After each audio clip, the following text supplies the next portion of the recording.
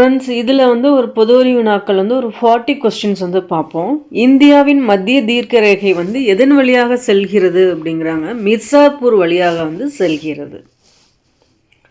பத்மஸ்ரீ விருது பெற்ற முதல் இந்திய திருநங்கை யார் அப்படிங்கிறாங்க. நர்த்தகி நட்ராஜ் தான். எப்பயுமே வந்து எதுவுமே முதல்ங்கிறது தான் வந்து நம்ம கரண்ட் அஃபேர்ஸ் நீங்கள் படிக்கும் போதுமே முதல் பெண் தலைவர் அப்படிங்கிற மாதிரி வந்தாவே அது ஒரு யூனிக்கான விஷயம். நீங்கள் அதை கண்டிப்பாக கேட்க வாய்ப்பு இருக்குது. அதை நீங்கள் தெரிஞ்சுக்கங்க. பத்மஸ்ரீ விருது பெற்ற முதல் இந்திய திருநங்கை யார் அப்படின்னா வந்து நர்த்தகி வந்து நட்ராஜ். 1857 குடியானவர்கள் அதிகமாக செலுத்த வேண்டியிருந்த வரி என்ன அப்படின்னா வந்து நிலவரி தான் வந்து செலுத்தியிருக்காங்க. பம்பாயில் தன்னாட்சி கழகத்தை வந்து தோற்றுவித்தவர் யார் அப்படின்னா வந்து திலகர் தான் வந்து சொல்கிறாங்க. பால கங்காதர திலகர் தான் தன்னாட்சி கழகத்தை வந்து பம்பாயில் நிறுவியிருப்பாங்க. எப்போன்னா 1916 ஏப்ரல் மந்தில் வந்து நிறுவியிருப்பாங்க.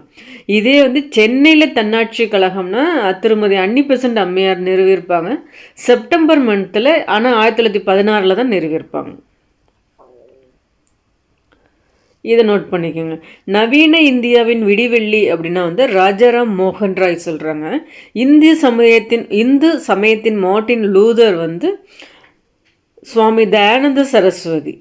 நியூ இந்தியான்னு அன்னி பெசன்ட், அது வந்து அவங்களோட நடத்திய இதழ்கள் பேர் தான். 1915 தான் வந்து அந்த இதழ்கள் வெளியாகிருக்கும். இதே 1914 வந்து காமன்வெல் என்கிற ஒரு இதழை வந்து அவங்க நடத்தி வந்திருப்பாங்க. சூரிய ஒளி மூலம் வந்து மின்சாரம் வந்து ராமகிருஷ்ணா மடம். நவீன இந்தியாவின் விடிவெள்ளி அப்படின்னு ராஜாராம் மோகன் ராய் சொல்கிறாங்க. இந்து சமயத்தின் மார்ட்டின் லூதர்னு சுவாமி தயானந்த சரஸ்வதி அப்படிங்கிறாங்க. நியூ இந்தியான்னு அன்னி பெசன்ட். சூரிய ஒளி மூலம் மின்சாரம் வந்து ராமகிருஷ்ண மடம். இதெல்லாம் திருப்பி திருப்பி கேட்க வாய்ப்பு இருக்குது, அதனால் நல்லா நோட் பண்ணிக்கோங்க. டேஸ் குழுவின் பரிந்துரையின் அடிப்படையில் வந்து மத்திய கண்காணிப்பு ஆணையம் வந்து அமைக்கப்பட்டது அப்படின்னா வந்து சந்தானம் ஊழல் தடுப்பு குழு அடிப்படையில் தான் வந்து மத்திய கண்காணிப்பு ஆணையம் வந்து நிறுவப்பட்டது அப்படிங்க. இது வந்து ஒரு ரிப்பீட்டடான கொஸ்டின். யாரோட பரிந்துரை அப்படின்னா வந்து சந்தானம் பரிந்துரை, சந்தானமும் ஊழல் தடுப்பு குழு பரிந்துரை தான் மத்திய கண்காணிப்பு ஆணையம் வந்து அமைக்கப்பட்டது அப்படின்னா. இந்திய உச்சநீதிமன்ற தலைமை நீதிபதி மற்றும் பிற நீதிபதிகளை நியமிப்பவர் யார் அப்படின்னா வந்து குடியரசுத் தலைவர் தான் வந்து நியமிப்பாங்க. நகர்பாலிகா சட்டம் சார்ந்த சட்ட திருத்தம் வந்து எந்த சட்ட திருத்தம் அப்படிங்கிறாங்க. 74வது சட்ட திருத்தம் தான் வந்து நகர்பாலிகா. இதே பஞ்சாயத்துனா வந்து 73வது சட்ட திருத்தம் வரும். நகர்பாலிகா சட்டம் சார்ந்த சட்ட திருத்தம் 74வது சட்ட திருத்தம். பஞ்சாயத்து சம்பந்தமானது வந்து 73வது வந்து சட்ட திருத்தம். கீழ்கண்டவற்றுள் எந்த யூனியன் பிரதேசம் வந்து தனக்கென்று மக்களால் தேர்ந்தெடுக்கப்பட்ட சட்டமன்றம் வந்து கொண்டது அப்படிங்கிறாங்க. புதுச்சேரி தான் வந்து தனக்கென்று மக்களால் தேர்ந்தெடுக்கப்பட்ட சட்டமன்றம் அப்படிங்கிறாங்க. மக்களவையில் மக்களால் நேரடியாக தேர்ந்தெடுக்கப்பட்ட உறுப்பினர்களின் எண்ணிக்கை வந்து என்னென்னா 543. மேக்சிமம் வந்து 552 வரைமே இருக்கலாம். தற்போது வந்து மக்களால் நேரடியாக தேர்ந்தெடுக்கப்பட்ட உறுப்பினர்களின் எண்ணிக்கை வந்து 543.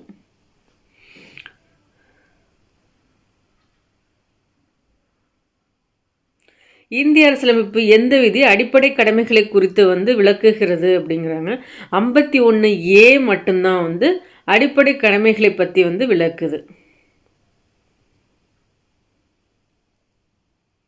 ஆக்சுவலி இந்த கொஸ்டின் டயத்தில் வந்து இது ஒரு இஷ்யூவாக இருந்திருக்குன்னு நினைக்கிறேன், அதனால் அப்படி போட்டிருக்காங்க. டிஎன்பிஎஸ்சி வெப்சைட்லேருந்து எடுத்த கொஸ்டின் இது.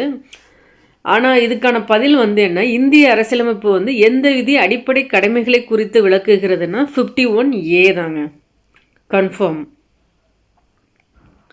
1978 44வது அரசியலமைப்பு சட்ட திருத்தத்தின்படி அடிப்படை உரிமையிலிருந்து நீக்கப்பட்ட உரிமை வந்து எது அப்படிங்கிறாங்க, சொத்துரிமை. ஸோ வந்து இது வந்து அடிப்படை உரிமையிலேருந்து சொத்துரிமை வந்து சட்ட உரிமையாக வந்து மாற்றிட்டாங்க.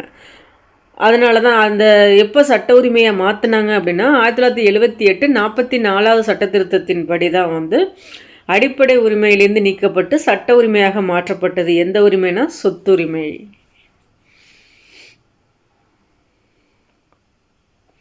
தகவல் அறியும் உரிமை சட்டம் பாராளுமன்றத்தில் நிறைவேற்றப்பட்ட நாள் அப்படிங்கிறாங்க. அக்டோபர் தகவல் அறியும் உரிமை சட்டம்னா 2005 ஓகே. ஸோ கன்ஃபார்மாக வந்து 2005ன்னு எல்லாத்துலேயும் கொடுத்துட்டாங்க. பட் அக்டோபர் 12 2015 கரெக்டு தாங்க. ஸோ ஆப்ஷன் வந்து டி தான் வந்து கரெக்டான ஆன்சர். தகவல் அறியும் உரிமை சட்டம் பாராளுமன்றத்தில் வந்து நிறைவேற்றப்பட்ட நாள் அப்படிங்கிறதுனால கொஞ்சம் கொஸ்டின் வந்து இஷ்யூவாக வச்சுருக்காங்கன்னு நான் நினைக்கிறேன். ஏன்னா அக்டோபர் 12 2005 தான் இன்ன வரையுமே படிச்சிருக்கோம். பார்ப்போம் என்னன்ட்டு.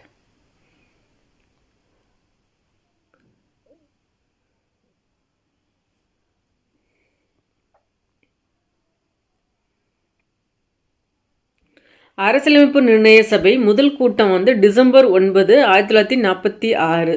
வரைவு குழு உருவாக்கப்பட்ட தேதி வந்து எப்போன்னு கேட்குறாங்க. ஆகஸ்ட் 29 1947. மாநிலங்களவையின் முதல் கூட்டத்தோட வந்து எப்போ அப்படின்னா வந்து 1952 மே 13.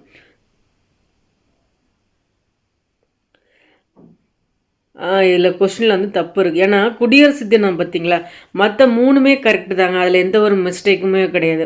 அரசியல் நிர்ணய சபையின் முதல் கூட்டம் டிசம்பர் 9 1946 கரெக்டு. வரைவுக்குழு உருவாக்கப்பட்ட தேதி வந்து ஆகஸ்ட் 29 1947 கரெக்டு. மாநிலங்களவையின் முதல் கூட்டத்தொடர் வந்து 1950. ஏன்னா எலெக்ஷன் வந்து லோக்சபாவுக்கு வந்து 1951 to 52 நடக்கும். அப்போ தான் வந்து மாநிலங்களவைக்கும் அப்படியே தேர்ந்தெடுத்துருவாங்க.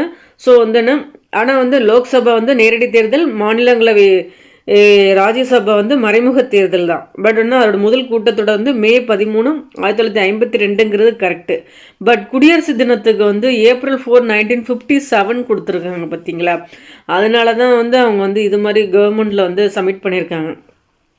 இக்கேள்வி மற்றும் விடை இறுதி முடிவிற்காக வல்லுநர் குழுவின் முன் சமர்ப்பிக்கப்பட உள்ளது அப்படின்னு. ஏன்னா வந்து கொஸ்டினில் வந்து தப்பு இருக்குது. இந்த கொஸ்டினில் தப்பு இருக்குது. மென்டிபதா ரயில் நிலையம் எந்த மாநிலத்தில் அமைந்துள்ளது அப்படின்னா வந்து மேகாலயாவில் தான் அமைந்திருக்கு அப்படின்னு. முதல் மொழிவாரி மாநிலம்னா ஆந்திரா தான்.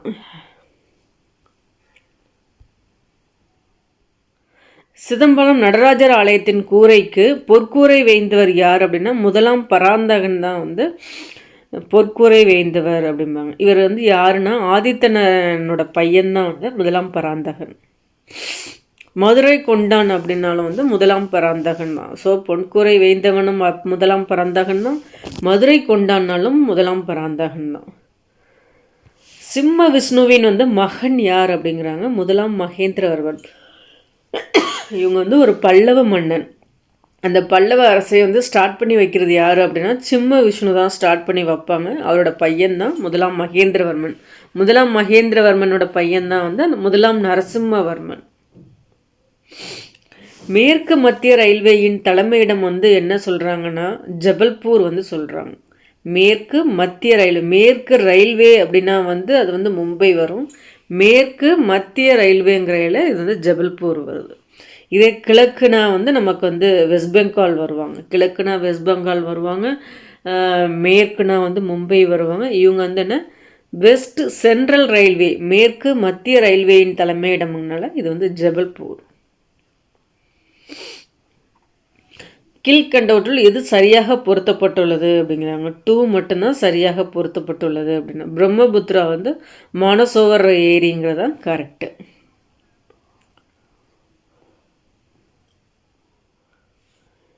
பின்வரும் ப்ரோக்கரியேட் செல்கள் பற்றிய கூற்றுகளில் சரியானவை வந்து எப்பயுமே வந்து யூக்கரியேட் ப்ரோக்கரியேட்டுன்னு வந்து சொல்லுவாங்க. ப்ரோக்கரியேட்னா வந்து தெளிவான உட்கரு கிடையாது. ஏன்னா வந்து என்ன பாக்டீரியாஸ்லாம் வந்து ப்ரோக்கரியேட்டிக் செல் வகைகள் தான் வந்து சொல்லுவாங்க. ஸோ அவங்களுக்கு வந்து தெளிவான உட்கரு கிடையாது. உட்கருவே இல்லைங்க, நியூக்ளியஸ் எப்படி நம்ம வரையறுக்க முடியாதுல்ல. ஸோ அது வந்து ராங்கு. அதே மாதிரி மைட்டாசிஸ் மியாசிஸ் செல் பிரிதல் நடைகிறது, அதுவும் ராங்கு. சபினால் சூழப்பட்ட செல் நுண்ணுறுப்புகள் கிடையாது. நீங்கள் வந்து ஃபர்ஸ்ட் ஆப்ஷனை வந்து கரெக்டுன்னு முடிவு பண்ணிட்டீங்கன்னாவே லாஸ்ட் டைம் கரெக்டாக முடிவு பண்ணிடுவீங்க. இது வந்து கொஞ்சம் கெஸ் பண்ணுற மாதிரி தான் இருக்குது. ஸோ ப்ரோக்கரியேட்டிக் அப்படின்னா வந்து தெளிவான உட்கரு கிடையாது, சவினால் சூழப்பட்ட செல் நுண்ணுறுப்புகள் கிடையாது.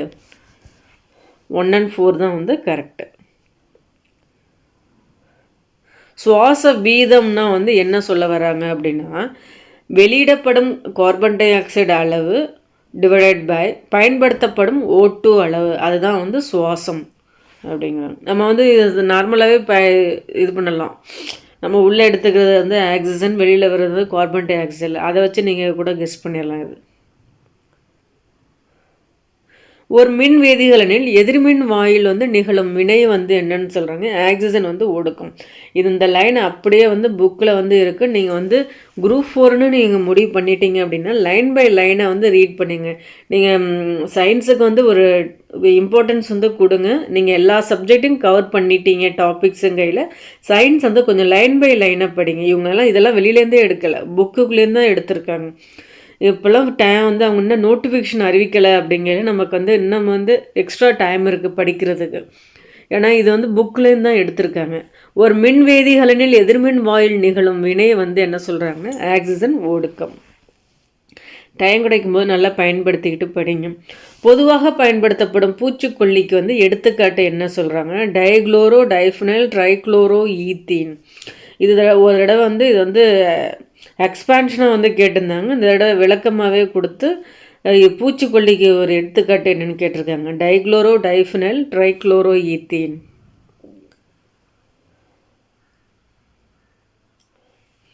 லெட்னா என்ன சொல்கிறாங்கன்னா ப்ளம்பம், ஆன்டிமனினா ஸ்பீடியம், டின்னா வந்து ஸ்டேனம், பொட்டாசியம்னா வந்து கேலியம். நோட் பண்ணிக்கோங்க. அந்த தனிமங்களை அவரோட லத்தீன் பெயர்கள் வந்து கொடுத்துருக்காங்க. லெட்னா ப்ளம்பம், ஆன்டிமனினா ஸ்டிபியம், டின்னா ஸ்டேனம், பொட்டாசியம்னா வந்து கேலியம்.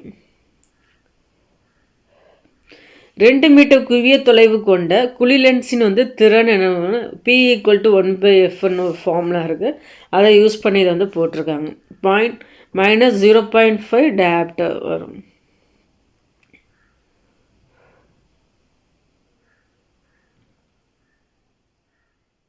இதெல்லாம் சம்ஸ் ஃபுல்லாகவே பின்னாடி சம்ஸ் தான் வருதுன்னு நினைக்கிறேன்.